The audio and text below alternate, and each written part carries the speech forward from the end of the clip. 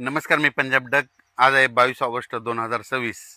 आज 22 ऑगस्ट आणि 23 ऑगस्टचा हवामान अंदाज देणार आहे. तर आज 22 ऑगस्ट आणि 23 ऑगस्टच्या ह्या 2 दिवसामध्ये राज्यामध्ये सांगायचं झालं तर इकडं विदर्भामध्ये अमरावती जिल्हा, अकोला जिल्हा, वर्धा, नागपूर, भंडारा, गोंदिया, चंद्रपूर, यवतमाळ, वाशिम, हिंगोली ह्या परिसरामध्ये काय होणार आहे.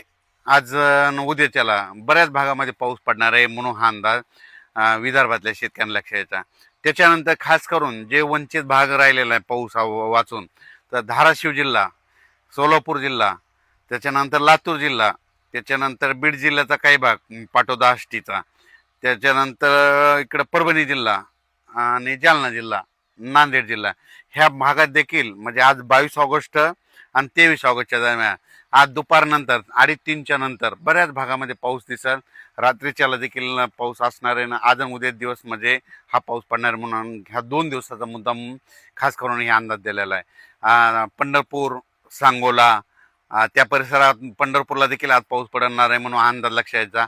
अक्कलकोट, उदगीर, नळदुर्ग, त्याच्यानंतर उमरगा, कंधार, लोहा ह्या पट्ट्यामध्ये देखील आज काय होणार आहे, बऱ्याच भागामध्ये पाऊस पडणार आहे म्हणून हा अंदाज लक्षात यायचा.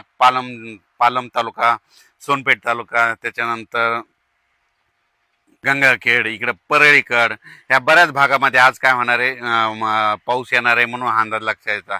हा पाऊस सर्व दूर नाही, पण आज मात्र बऱ्याच भागामध्ये धाराशिव जिल्हा, लातूर जिल्हा, बीड जिल्हा, जालना जिल्हा, त्याच्यानंतर परभणी जिल्हा, नांदेड जिल्हा, त्याच्यानंतर वाशिम जिल्हा, हिंगोली जिल्हा, बुलढाणा जिल्हा, अकोला, अमरावती, बुलढाणा, नागपूर, वर्धा, भंडारा, गोंदिया, चंद्रपूर, यवतमाळ, इकडं उमरेड, त्याच्यानंतर यवतमाळ जिल्हा, त्याच्यानंतर पुसद बऱ्याच भागामध्ये आज काय होणार आहे, पावसाला सुरुवात होणार आहे म्हणून हा अंदाज लक्षात यायचा.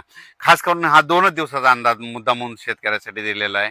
त्याच्यानंतर परत पाऊस येणार आहे, पण त्याचा पाऊस आपण उद्याच्या अंदाजात दाखल देण्यात येईल. त्याच्यानंतर कोल्हापूरपासून ते राधानगरी तिकडे देखील आज पाऊस चालू राहील. त्याच्यानंतर कोकणपट्टीचा पाऊस चालू राहील. इगतपुरीचा पाऊस सुरूच राहील. इगतपुरीला पाऊस पण जोरात पडत असल्यामुळे नाशिकडे काय होईल, सरी येत राहतील म्हणून हा अंदाज त्यांनी देखील लक्षात द्यायचा. इकडं संगमनेरच्या म्हणजे पश्चिमेकडं त्या अकोले त्या परिसरात सरीच राहतील म्हणून हा अंदाज लक्षात यायचा. म्हणून हा राज्यात आज